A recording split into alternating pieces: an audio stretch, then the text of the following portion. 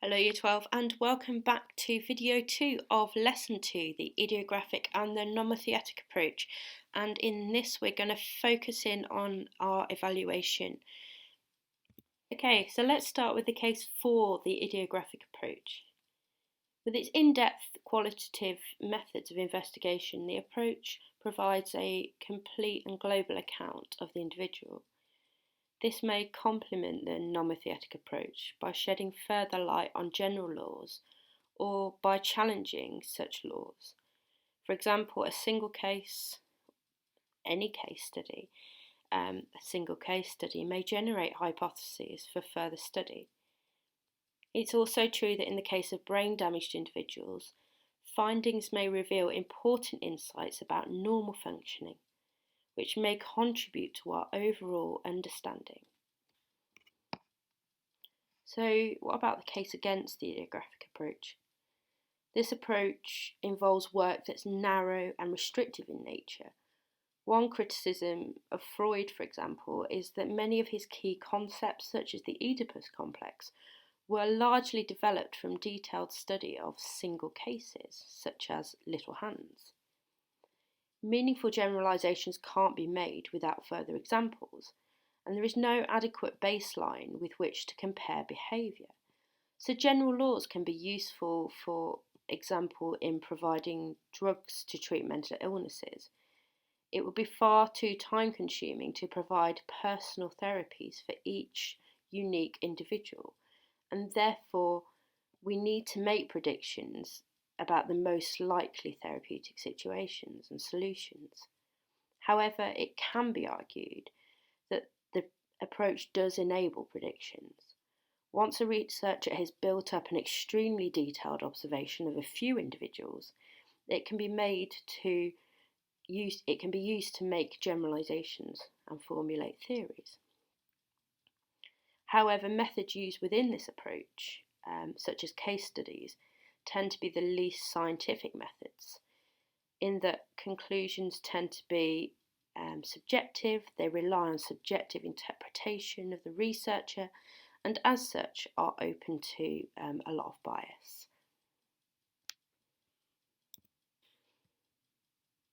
So how about arguments for the nomothetic approach? The process involved in research tends to be more scientific, mirroring those employed in natural sciences. They use testing under standardised conditions, they use data sets that provide group averages, statistical averages, statistical analysis, prediction and control.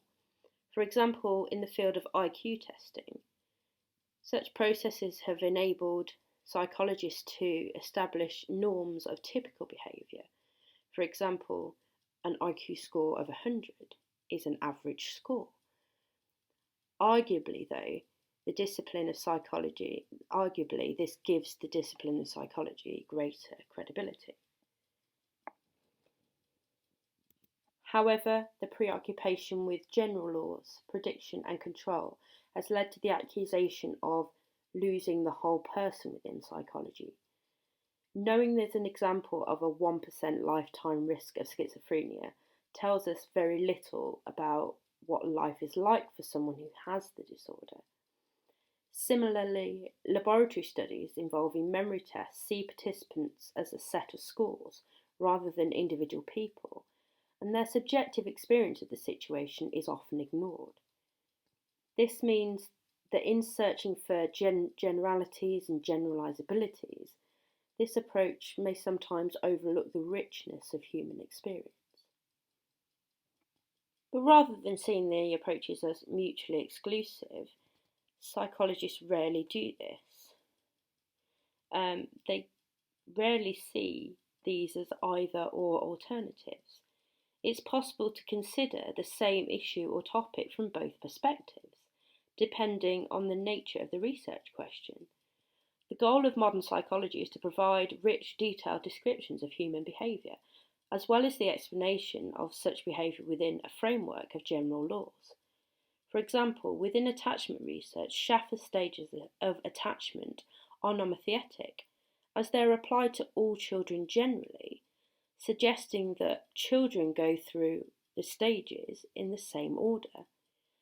Ainsworth's strange situation is also an example of nomothetic research, as it was conducted on many people in a laboratory and generalised attachment types were produced. However, Bowlby's 44 Thieves study is an example of idiographic research, as it was based on a series of detailed case studies involving interviews with children and parents over many months, and these data were used to produce generalisation about early development. So as you can see, within the same area of psychology, often different methods are used, and they actually complement each other. We actually get richer data when we see both methods used together.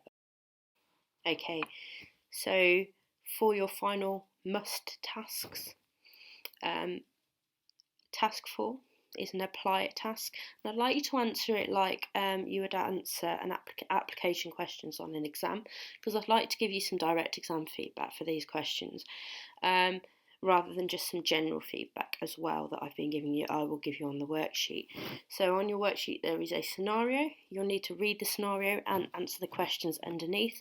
As I say, refer back to the scenario in your answers just as you would in an exam, and answer them like exam questions for me. On task 5 there are some final questions on your worksheet to answer. Some of them are based on this and some of them are based on your holism reductionism, but they're just some general answers, general questions that will help me to give you some more direct feedback when marking. So answer these like exam questions as well. Again, I've obviously mixed my numbers up. But the next task, log on to the Seneca class. There's only 3 tasks on it this week. It says it would take you about 10-15 minutes, so it won't take you very long. Make sure you do it. I can see when you've done it, so make sure you do it, please. It is a must task. Log on to the Seneca class and complete the Issues and Debates Week 5 assignment.